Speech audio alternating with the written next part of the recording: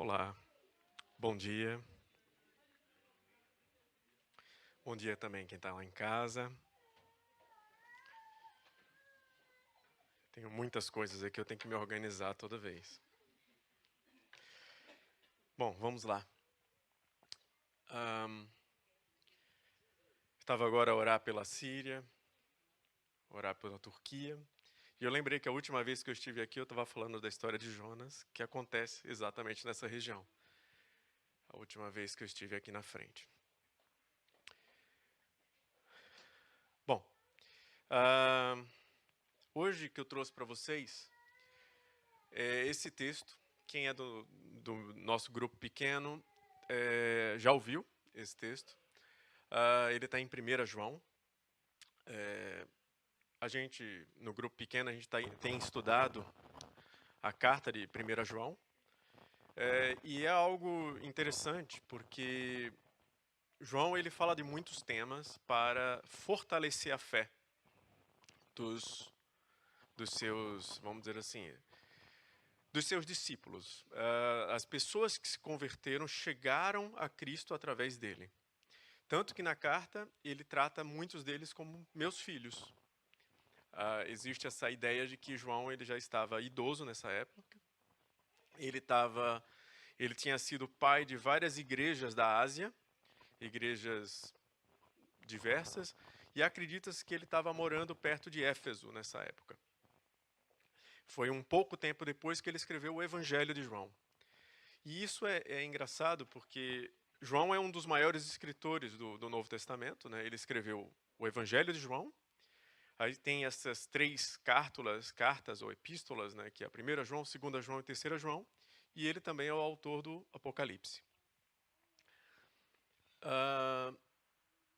Essas três cartas, a gente chama de carta, mas elas não são cartas. Eu não sei se todos já viram. Detalhe, eu esqueço toda vez de falar. O João aqui é o João discípulo de Jesus. Ele era um dos filhos de Zebedeu, irmão de Tiago, e que Jesus tratava eles como filhos do trovão. Então ele era uma pessoa emotiva e que tinha, vamos dizer assim, esse amor.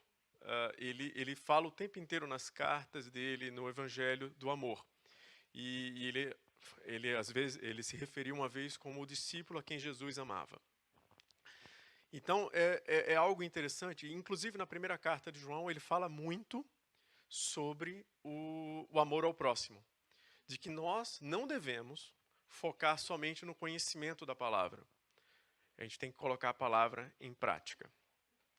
Esse trecho que está no final do capítulo 2, né, do 1 João, ele vai falar também de amor. Outra coisa aqui que é interessante saber é que esses três livros, né, aliás, eu mencionei algo e esqueci de fechar o parêntese. Eu falei que não é uma carta. Por que não é uma carta? Toda carta tem que ter um remetente e tem que ter um destinatário. Eu tenho que dizer, olha, eu sou o Milton, estou escrevendo a CRC Gaia. Ou estou escrevendo ao Rodrigo, estou escrevendo ao Marcos. Esse livro não tem isso. Ele não fala o remetente, não fala que é João, e não fala para quem é. Como é que a gente sabe que é João? Porque ela tem um paralelo com o Evangelho de João. O João aí, nessa carta, ele parece que ele se refere ao que ele escreveu no Evangelho. E o Evangelho não temos dúvida que foi o João, o discípulo, o apóstolo. Então, o 1 João a gente trata como uma carta, mas uma carta circular. Era mais ou menos assim. Ele tinha as igrejas que ele plantou, aí ele escrevia e enviava. E todas as igrejas liam. Porque era uma carta válida para as igrejas. É mais ou menos isso. E aí tem essas três cartas. A primeira fala de fortalecimento da fé. A segunda fala vamos dizer assim, de um detalhe sobre os gnósticos. A gente pode falar rapidamente sobre o que é o gnosticismo aqui.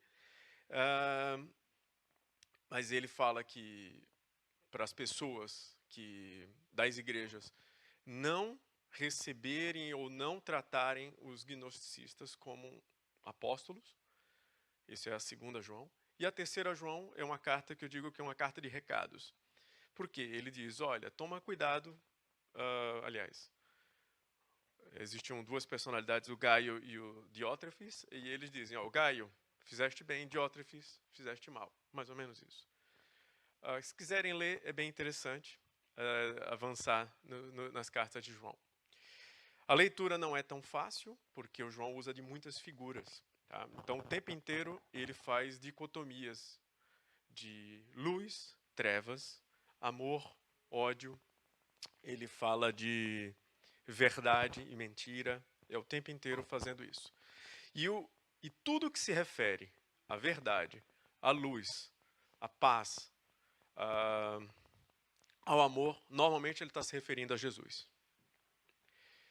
E é tanto que, se lembrarem no Evangelho de João, ele se refere a Jesus como o verbo que se fez carne, a palavra que fez carne. Em 1 João, ele também se refere a Jesus da mesma forma, a palavra que se fez carne.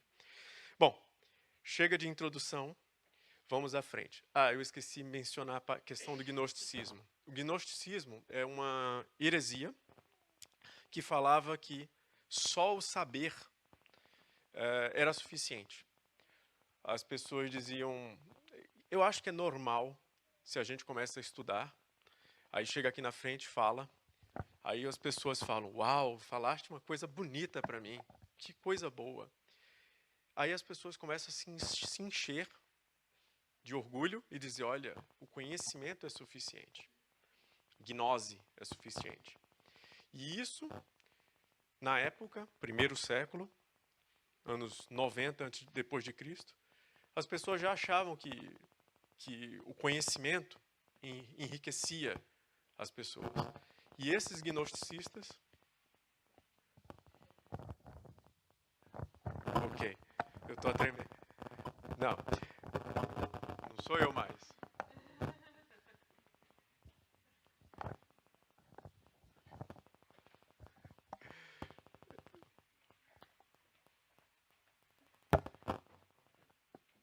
Um momento.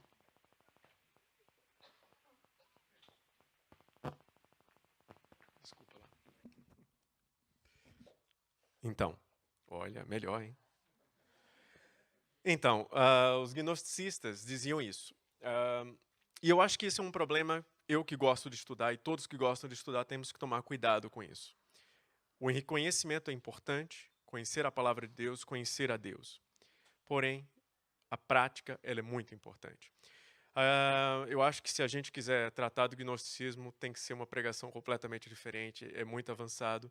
Mas o que eu queria mencionar aqui sobre o gnosticismo é, quando forem ler 1 João em casa, lembrem que ele estava atacando contra essa heresia. Ele deixava claro que não dá para viver com Jesus sem amar ao próximo. Não dá para viver Jesus em parcialidade. Tem que sempre ser o Jesus completo. Jesus homem e Jesus Deus. E este pacote é o pano de fundo dessa carta. Vamos lá. 1 João 2, 15 a 17. Está no final, no meio do capítulo. Eu vou ler um a um, são poucos versos, tá? Eu acho que vale a pena a gente começar lendo ele inteiro. Eu vou mudar a minha própria sequência aqui e vou ler ele, os 3 versículos de uma vez e depois a gente vai avançando novamente.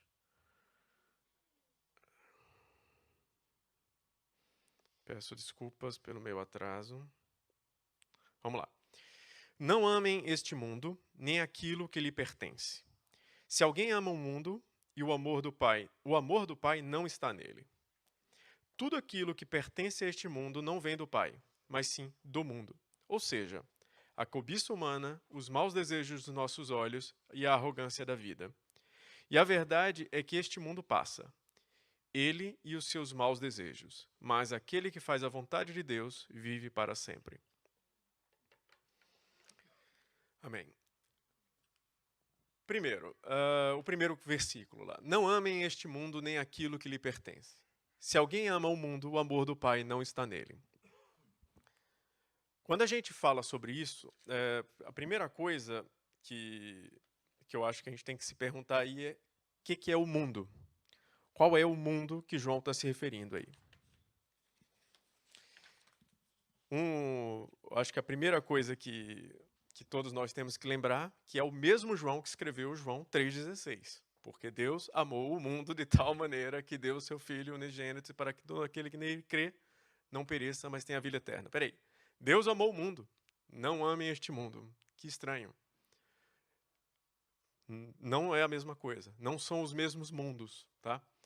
E isso é importante ficar claro. O que Jesus estava falando era o mundo como os seres humanos, a humanidade. O que João está falando aqui é não amem este mundo. Qual é o este mundo? Ele vai detalhar depois, mas ele está falando do pecado. O pecado, ou as coisas pecaminosas, ok? Então este é um ponto importante que tem que estar na nossa mente.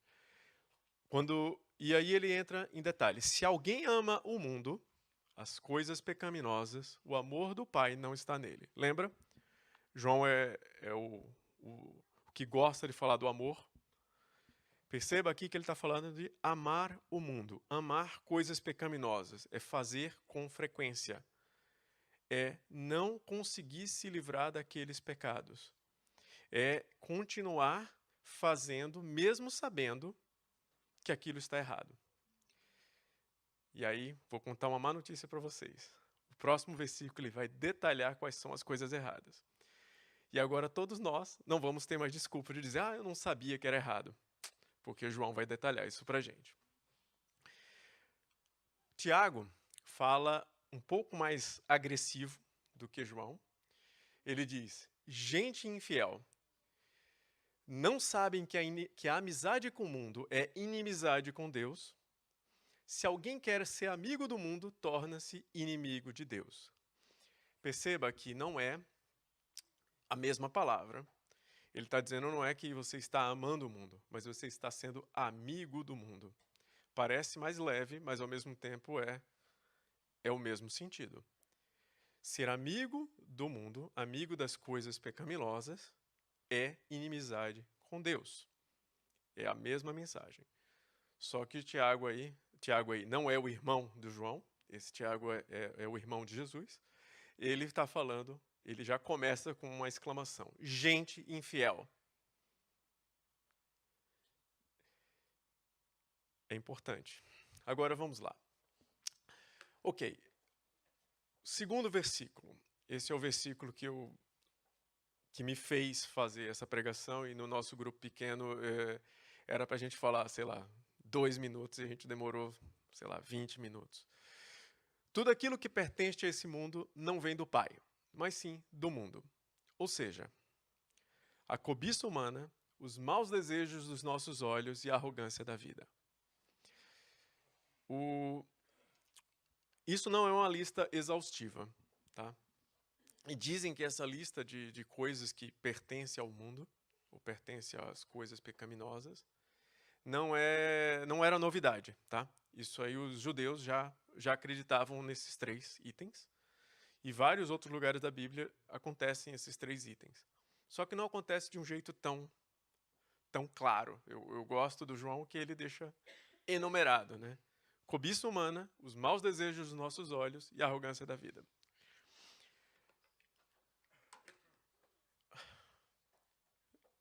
Por um acaso, eu achava que eu tinha copiado exatamente o mesmo texto, mas tá bom. Cobiça da carne ou cobiça humana. Em outras versões de Bíblias, esses 3 têm nomes diferentes. Por exemplo, cobiça da carne, cobiça humana, ou uma versão mais antiga, que é a que eu aprendi estudei, concupiscências da carne.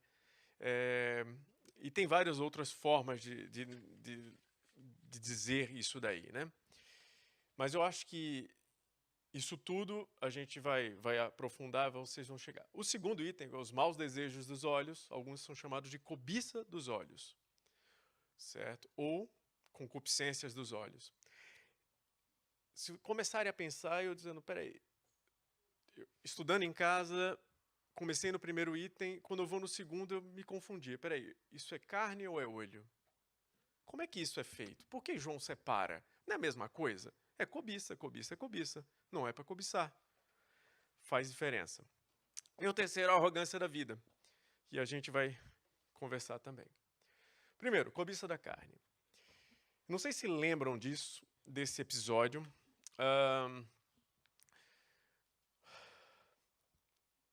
Os israelitas estavam no deserto, tinham maná dos céus, comida enviada por Deus.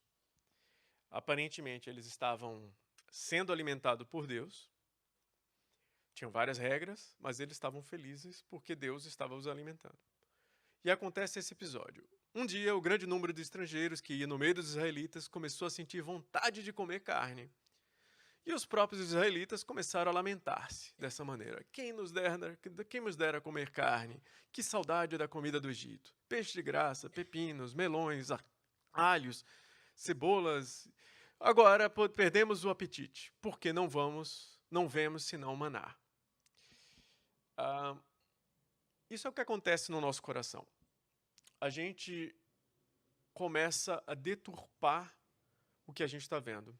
A gente não percebe que aquele desejo humano, ele está a nos afetar. Ele nos, como eu posso dizer, ele muda a nossa forma de pensar. Ele nos tira o foco. Ele, em vez de colocar o foco em Deus, colocar nossa atenção em Deus, ele tira. O que João estava querendo falar do desejos ou cobiça da carne, ou desejos humanos? Ele estava a falar do desejo que vai ser transitório, temporário. É uma coisa que normalmente está relacionada ao seu sentimento. Então, você sente, você deseja, uma vez passado aquele sentimento, passa a vontade daquele desejo. Normalmente está relacionado com comida, bebida e sexualidade, sexo.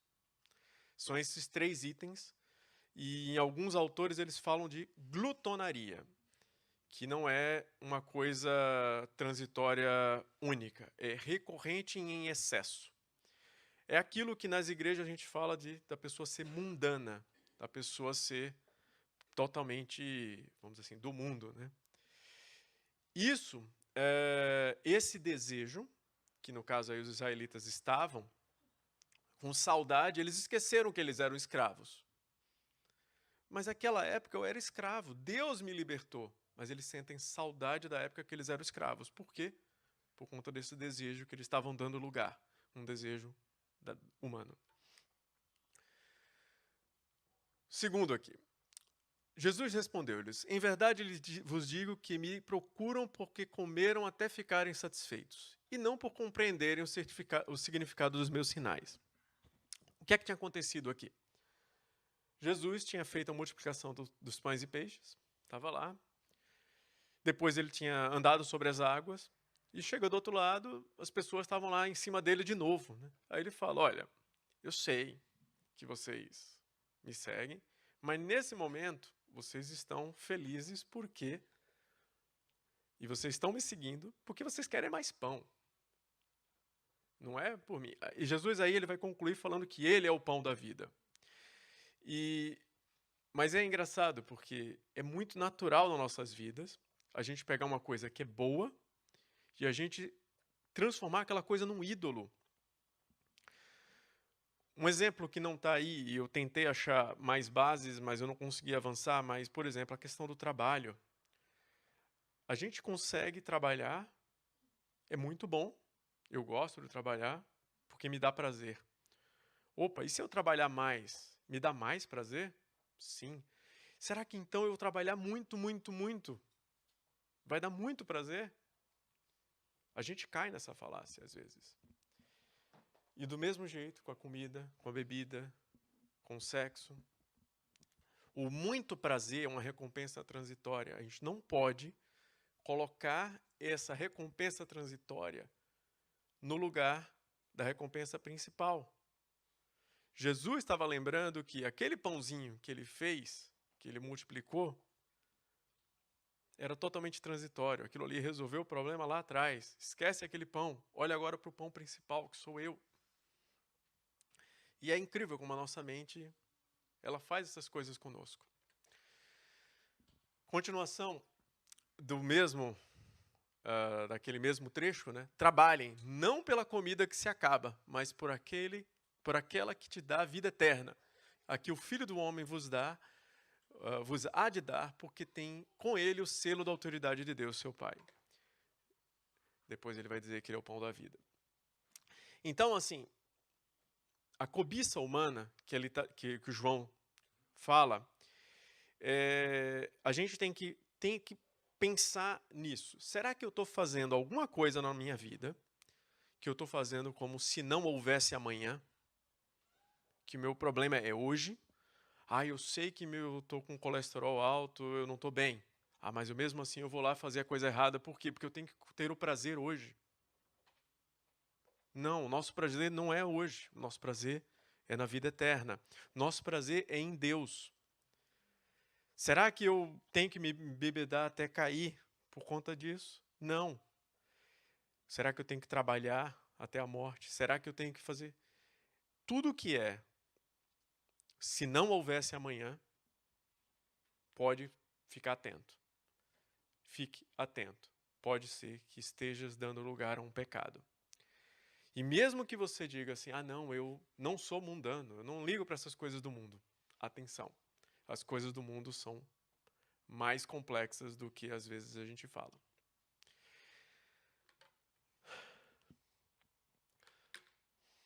Romanos 8:5. Paulo fala aqui, os que vivem conforme as inclinações da natureza humana deixam-se arrastar por elas. Mas aqueles que vivem de acordo com o Espírito preocupam-se com aquilo que o Espírito quer. O Espírito Santo.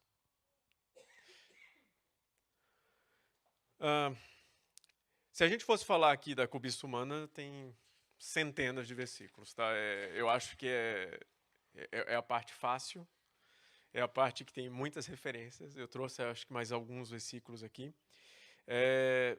Mas eu acho que é importante aqui a gente não esquecer que todos esses itens da cobiça humana podem ir para idolatria.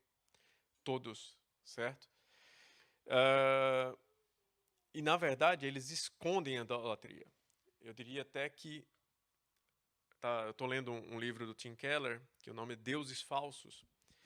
E ele fala exatamente isso, que quando a gente pega algo que nos faz falta, ou aquilo que, quando tiram da sua vida, te faz muita falta, atenção, porque aquela coisa pode ser que você estava colocando ela como um ídolo. Ou aquele ídolo, ou você está amando mais alguma coisa do que a Deus. E pode ser estranho, por exemplo, você pode amar seu filho mais que Deus. Você pode amar a sua esposa mais que Deus. Você pode amar estar na igreja mais que amar a Deus. Não é estranho? É estranho. Mas preste muita atenção nisso. Que a cobiça humana, ela pode aparecer em muitos aspectos. Mas a cobiça humana está relacionada com execução, fazer coisas. Ela está relacionada àquilo que você quer, aquele prazer temporário. É por isso que uma criança, seu filho, pode ser alvo dessa cobiça, porque você quer aquele prazer que o filho te dá. É algo surreal. Lucas 21:34. Tenham muito cuidado, não se deixem cair nos exageros do comer e do beber, nem se deixem absorver pelos muitos cuidados da vida. Olha aí o trabalho. Não vá acontecer que aquele dia vos apanhe de surpresa. Aquele dia que ele está falando é o dia da volta de Cristo. E a questão aqui é, se Cristo volta e você estava com foco no lugar errado, como é que vai ficar isso daí? Talvez você nem reconheça o Jesus. Nem reconheça o teu próprio Senhor. Porque tua preocupação estava outra. Tua preocupação não estava em Deus.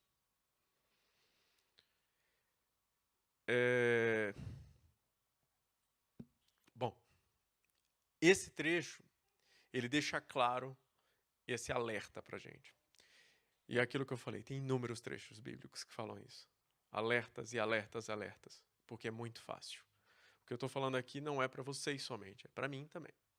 Ok? Bom, e aí a gente muda de tema. Uma mudança leve, mas é um tema que, na minha opinião, é muito mais pesado. Por quê? Do mesmo jeito que a cobiça da carne é o fazer, é atender a um desejo, atender a uma busca de prazer temporário, transitório, os maus desejos dos olhos, ou a cobiça dos olhos, ele é algo diferente. E a pergunta que fica, ou pelo menos que eu, primeira vez que eu li, eu ficava nessa dúvida, é o que significa a cobiça dos olhos? O que significa isso, vamos dizer assim, o que significa, o que João queria dizer e qual a diferença da cobiça da carne? Porque a gente termina misturando esses dois temas.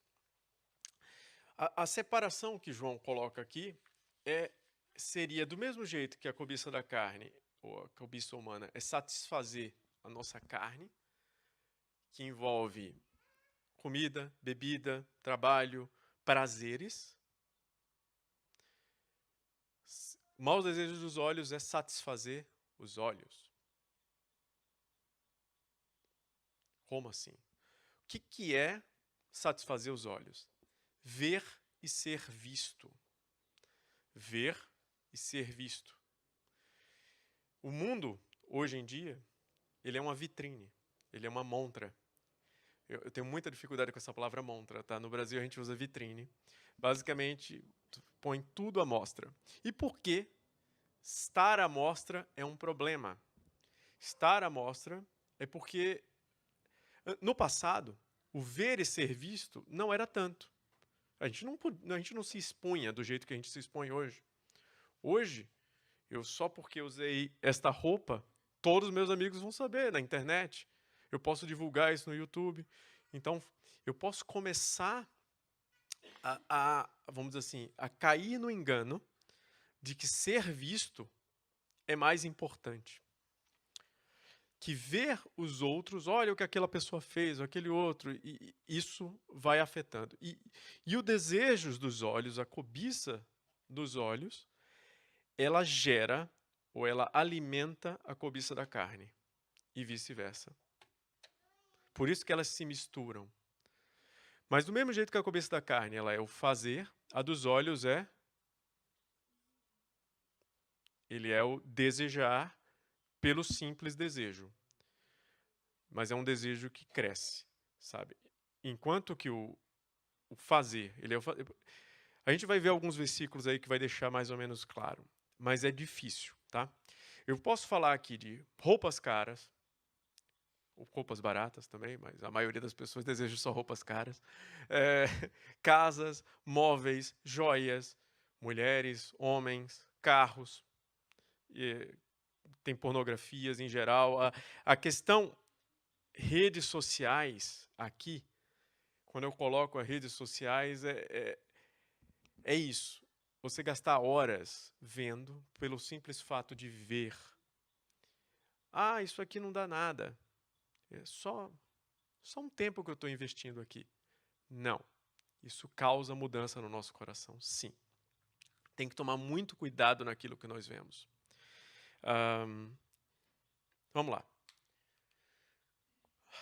A mulher pensou então que devia ser bom comer do fruto daquela árvore, e era apetitoso e agradável à vista, aos olhos, e útil para alcançar sabedoria. Apanhou, comeu e deu ao seu marido, que comeu também. Lembram disso? Aconteceu há pouco tempo atrás. Gênesis 3:6, isso era Eva. Ela olhou o fruto e achou que era agradável aos olhos. Eu gosto de dizer que esse trecho não aconteceu em um dia. Talvez tenha acontecido em anos. Eva todo dia passava e olhava aquele fruto e dizia, interessante. Aí olhava de novo, nem parece, ele deve ser docinho. E se o fruto realmente der entendimento? Seria como eu viver com uma dúvida daquela. Mas ela ia lá e passava. Provavelmente ela tinha um outro caminho, mas ela achava bonito. Ela passava sempre por aquele caminho. E Adão estava do lado, né? E ele não falava nada. Talvez até ele elogiasse, ó, parece que a árvore realmente é boa. Será que Deus estava falando a verdade? É um trecho que às vezes a gente fica meio... que passa despercebido. Na Bíblia, poucas coisas são listadas como belo. Poucas pessoas são listadas como belo. Mas toda vez que isso acontece, tem que prestar atenção. Porque os nossos olhos são enganosos. O que a gente acha que é belo, não necessariamente é belo. Não necessariamente é bom. Deus já tinha avisado para Eva e Adão para não comer do fruto. Ele tinha dito, inclusive, a consequência. E, como eles foram dando espaço e desejando, olhando, uma hora, eles foram lá. Eles, vamos dizer assim, eles foram lá e comeram o fruto. Uma tarde, depois de ter se levantado da cama, David, pôs-se a passear pelo terraço do seu palácio e avistou dali uma mulher muito bonita que estava a tomar banho. O que é que ele estava fazendo ali? Ele sabia que dali dava para ver as mulheres tomando banho. Ele era o rei, ele podia estar em todos os lugares. Ele foi para o lugar onde as mulheres tomavam banho. Fato, sim. Tá? Mandou saber quem era aquela mulher e disseram que era Betsabé, filha de Eliam, né, e esposa de Urias, o Etita. Opa, ele sabia que ela tinha um marido. Este marido era um general dele e estava na guerra com ele a defender o próprio nome. História bastante conhecida que está lá em 2 Samuel. Percebam, Davi não estava fazendo nada de errado, mas aí ele escolheu um caminho que dava para ver as mulheres tomando banho. Na hora que ele olhou, ele gostou do que viu e ele deu espaço para o que depois vai vir, um grande pecado dele, de cobiça da carne, lá na frente. Mas é interessante, de novo, beleza na Bíblia, dizendo que a pessoa olhou, viu e desejou. Mateus 5. Ouviram o que foi dito: não cometerás adultério, não cometerás adultério. Mandamento. Mas eu digo-vos, todo aquele que olhar para uma mulher com más intenções já cometeu adultério em seu coração. Cobiça dos olhos, mau desejo dos olhos. Percebam que é não relacionado à execução. É aqui dentro. E, de novo, tem muita coisa que a gente pode falar da cobiça dos olhos. Mas eu acho que a gente tem que pensar no nosso lado. Como isso nos afeta? Hoje temos um mundo online, Instagram, Facebook, coisas que nos mandam no WhatsApp. Eu recomendo a todos que revisem o que olham, que pensem sobre isso. Tá? Não é algo fácil, porque a gente acha que as coisas não nos afetam. Realmente. Eu tenho amigos que depois de lerem esse texto desinstalaram. Eu não estou dizendo a todos para desinstalarem, tá? Eu acho que a tecnologia pode nos trazer vantagens, mas tem que tomar muito cuidado. Se em qualquer momento perceberem que aquilo está crescendo na sua vida, considerem saírem de grupos, considerem desinstalar. Nem que seja por um tempo, porque isto afeta. E a tendência é cada vez piorar. É aquilo que eu falei. O ver e ser visto é para ficar. Todos nós vamos cada vez mais passar por isso.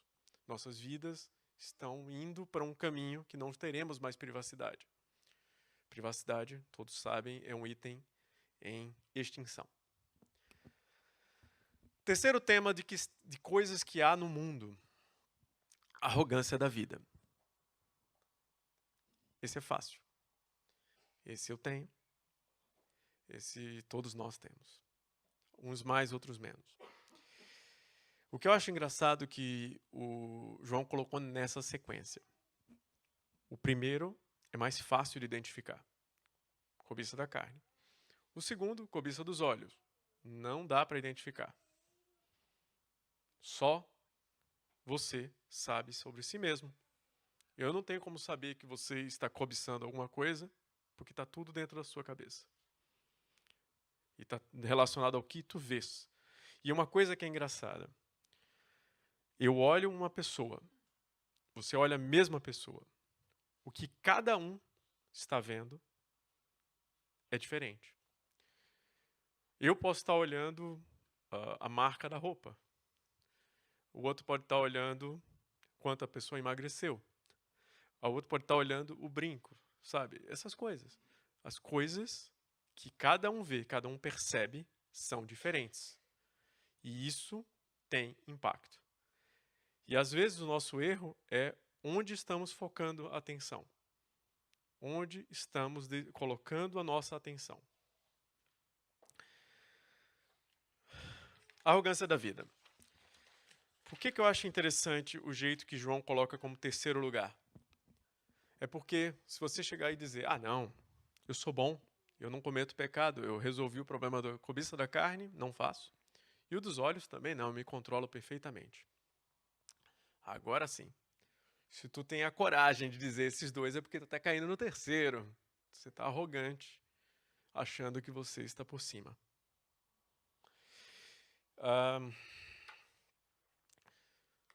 O orgulho conduz ao fracasso e a arrogância conduz à queda. É aquele ditado, né? Quanto mais autossuficiente tu estás, mais propenso tu estás à queda. Esse provérbio, ele tem muitas versões dele, que é basicamente esses provérbios populares que vocês escutam. É incrível como ele sempre acontece. Sempre acontece. Você vê aquela pessoa no trabalho, vai crescendo, crescendo, ganha cargos, vai crescendo, vai ficando lá em cima. Quando chega lá em cima, algo acontece. O que aconteceu? Basicamente, ela achou que era suficiente, autossuficiente. A gente eu falo muito do Elon Musk atualmente, né? Porque ele é um bilionário, criou várias empresas famosas e o número de odiadores do Elon Musk é gigantesco hoje em dia, porque ele cresceu junto com ele uma arrogância e ele chegou num ponto que todos odeiam ele. Tem um filme do Batman que fala, né, que todo herói ou ele morre ou ele se torna um vilão. E eu acho engraçado é isso. Por quê? Porque a gente começa a achar que nós somos autossuficientes. E isso não pode subir à nossa cabeça. Jesus, ele sempre fala que a gente tem que sempre tentar nos esvaziar, tentar manter-nos humildes o tempo inteiro. Mateus 23. Nem queiram que vos chamem chefes, porque um só é o vosso chefe, o Messias. Quem de vós for o maior deve pôr-se ao serviço dos outros, pois todo aquele que se engrandece será humilhado, e todo que se humilha será engrandecido.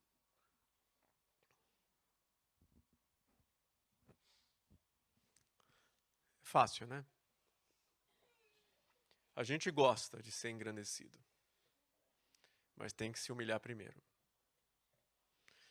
Se humilhar cuidando do próximo, se humilhar servindo o próximo, assim como Jesus fez. Isso aconteceu porque os discípulos queriam ser chefes. Agora somos dos 12, agora vamos liderar. Sou eu. Manda pra gente. Dá poder pra gente.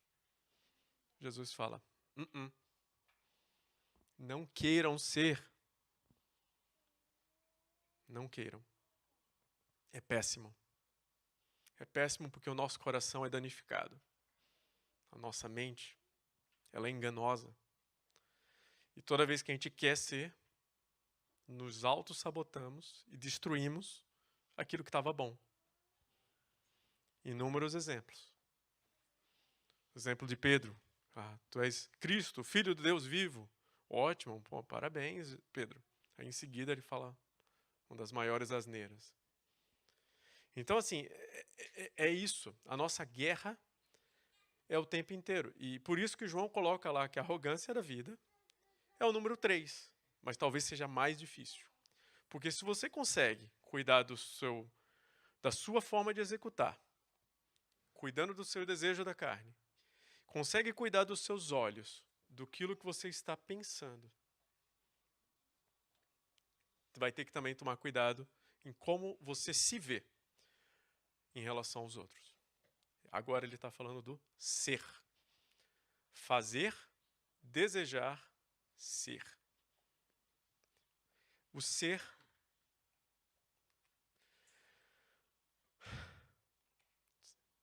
talvez seja mais importante. Não sei. Bom, esses 3 itens agora eu vou tentar propor soluções. Agora é a parte mais difícil, tá? Antes, vamos falar do terceiro versículo de hoje. Depois de João falar desses 3, ele vem com: e a verdade é que este mundo passa, ele e os seus maus desejos, mas aquele que faz a vontade de Deus vive para sempre. Amém. João está lembrando aqui que tudo daqueles pecados, desses 3 pecados que ele apresentou, são transitórios. Você está bem hoje? Está arrogante? Passa. Amanhã tu estás mal. Várias pessoas falam, não, nunca aconteceu comigo. Provavelmente porque você é jovem. Pode esperar, vai acontecer. Tudo passa. Os maus desejos, tanto da carne como dos olhos, como o desejo de ser alguma coisa. Eu não falei, mas na parte da arrogância, envolve honras, títulos, pedigrees, ancestrais. Eu sou neto de não sei quem. Eu tenho conexões. Eu sou parente do presidente da Câmara. Sabe, essas coisas. Isso é arrogância. A arrogância da vida. É querer ser mais do que simplesmente o Milton, filho do Milton e da Nadilene. Sabe? Não é isso que importa. Não é o seu título.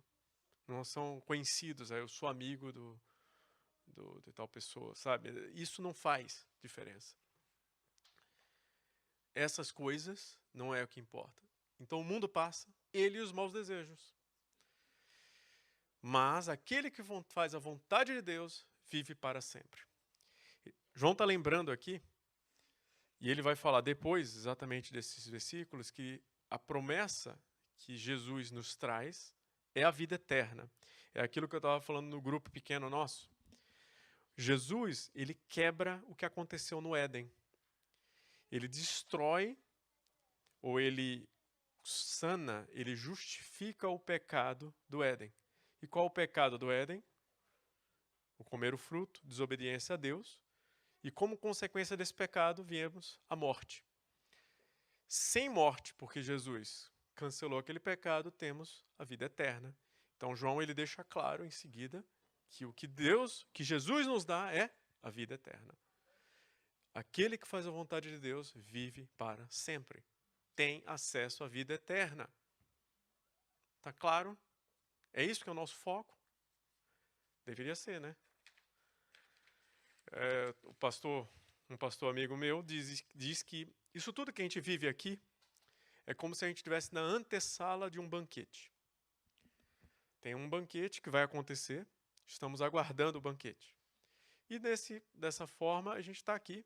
Só que, assim como qualquer festa, tem os canapés, tem as comidinhas da entrada para abrir o apetite, né? Então estamos aqui, nesse abrir o apetite. Tem muita coisa boa. Mas não vá se encher com a comida de abrir o apetite. Porque a comida boa mesmo é o que vem depois. É na vida eterna. Aquilo que é bom. Se encher agora, não vai ser bom. Cobiça na carne. O que a gente tem que fazer? Primeira coisa é pensar nos excessos. Quando a gente começa a cobiçar as coisas mundanas, as coisas da carne, em geral está relacionado aos excessos. Então, comer demais, beber demais, sei lá, muitos namorados, muitas essas coisas, isso já começou errado. Excesso é totalmente contra uma vida cristã. O cristão fala de moderação. Por quê? Para você lembrar que aquelas coisas não são os seus deuses. Você não precisa daquilo para viver. Esquece. E aí a dica que eu coloquei aqui é prazer somente no que é eterno. Aquilo que te conecta a Deus, aquilo que tem que te dar prazer. Não coloca o teu prazer numa bebida. Ah, eu adoro tomar vinho do Porto. Eu gosto, mas não adoro. Não é para tomar até cair. Porque essa coisa passa. Talvez amanhã eu pegue alguma doença que eu não possa mais tomar. E tudo bem. Então, o prazer nosso tem que estar no lugar certo, naquilo que é o eterno. Feliz o homem que não segue o conselho dos maus, não se detém no caminho dos pecadores, nem toma parte na reunião dos provocadores. Antes põe toda essa alegria na lei do Senhor e nela medita dia e noite. Salmo 1, de 1 a 2. Salmo muito conhecido. Lembra que a gente tem que ter o prazer na lei do Senhor, meditar nela. É o segredo, é o que faz com que a gente não caia. Eu falo pro pessoal do grupo pequeno que eu tenho algumas formas de detectar se eu estou distante de Deus ou estou perto de Deus. E algumas formas é perceber isso, de que, por exemplo, se eu estou muito arrogante, se eu estou achando que eu sei muito, provavelmente eu não estou estudando. Estou distante da lei do Senhor. Então, procure se conhecer e descobrir esses detalhes sobre si mesmo. E não se esqueça de meditar na palavra de Deus, de entender quais são as coisas que levam, alimentam a teu conhecimento a Deus. Quando a gente fala desses 3 pecados, né, cobiça da carne, cobiça dos olhos e arrogância da vida, essas 3 coisas não vêm de Deus e também não levam a Deus. Quando eu falo daquela parte do prazer no Senhor, a gente está dizendo coisas que levam a Deus. Então, pode ser de diversas coisas. Por exemplo, quando eu falo de falar do Evangelho a uma pessoa, é algo eterno. Ele leva a Deus. Estudar a Bíblia é eterno também. Porque nós vamos continuar o nosso relacionamento com Deus. Tudo isso nos leva a Deus e ajuda a gente a identificar quando a gente está sendo inimigo de Deus. Segundo tema, o mau desejo dos olhos, ou cobiça dos olhos. Coloquei aí que o que os olhos desejam. Esse tema eu vou deixar para casa. Precisa que todos reflitam, mesmo. Eu sei que, no meu caso, acho que desde que eu tinha 15 anos de idade, eu decidi não ter jogos de computador, nem jogos no celular. Hoje eu tenho por conta das crianças.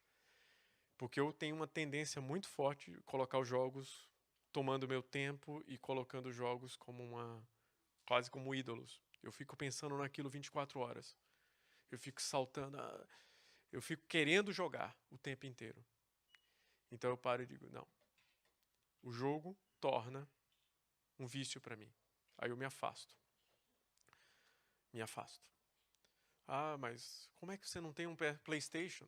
Como é que você sobrevive sem um PlayStation? É o que eu faço. Eu não posso. Porque eu sei que aquilo vai vai tomar meu tempo com Deus. Talvez o seu caso seja um pouco diferente. Talvez não seja o PlayStation, talvez seja uma TV, talvez seja Facebook. Meu coração suspira por ti, Senhor. Os meus olhos te buscam. Seus olhos buscam a Deus. Esse salmo, ele traz aquilo que é o objetivo, né? É os nossos olhos buscarem a Deus o tempo inteiro. É certo, meus irmãos, que não penso já ter conseguido isso, mas faço uma coisa. Esqueço-me do que ficou para trás e esforço-me por atingir o que está diante de mim. Deste modo, caminho em direção à meta para obter o prêmio que Deus nos prometeu dar no céu, por meio de Cristo Jesus. Paulo está falando aqui, em Filipenses, disso. Ele procura olhar e focar o tempo inteiro em Jesus, na meta, naquilo que ele vai receber, na vida eterna. E isso é a maneira dele não se desviar. É normal. Estamos olhando um mapa. Se você desvia a atenção do mapa, grande tendência a nos perdermos. Temos que manter o foco na meta. Humildade do Evangelho como solução para a arrogância da vida. Isso aí tem... eu fui lá nos meus slides da pregação que eu fiz aqui. O que seria a humildade do Evangelho? É lembrar que todos nós precisamos de um Salvador. A Bíblia inteira tem inúmeros exemplos que todos nós precisamos de um Salvador. No momento de qualquer momento da vida que você achar que você está muito bem, atenção. Você pode começar a achar que as suas ações são justificáveis. Não são, nunca. Todos nós precisamos de um Salvador. Até as crianças. Meus filhos, eu tenho certeza, são grandes pecadores e precisam muito de Deus. Todos nós. Essa é a humildade do Evangelho. É entender que ninguém é superior a ninguém.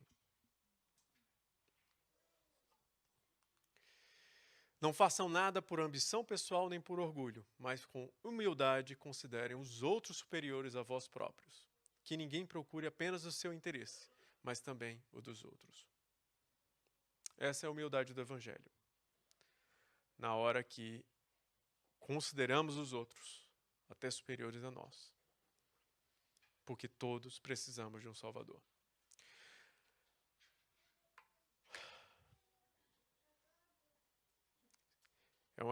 São 3 versículos, muito simples, de 1 João. Eu procurei trazer um pouco aqui para vocês hoje, de quanto isso impactou a minha vida. Eu espero muito que vocês tenham a oportunidade de meditar mais tempo nisso. E que a gente consiga fazer esse paralelo de qual é o impacto no fazer, o desejar e o ser. E esses 3 itens na nossa vida possa trazer vamos dizer assim, mudança de vida. Lembrando do primeiro versículo, o amor às coisas do mundo, ao pecado, é inimizade com Deus. Quanto mais a gente entende disso, mais a gente consegue ir para ser amigo de Deus e evitar essa situação. O último versículo de novo. E a verdade é que este mundo passa, ele e os seus maus desejos, mas aquele que faz a vontade de Deus vive para sempre. Amém.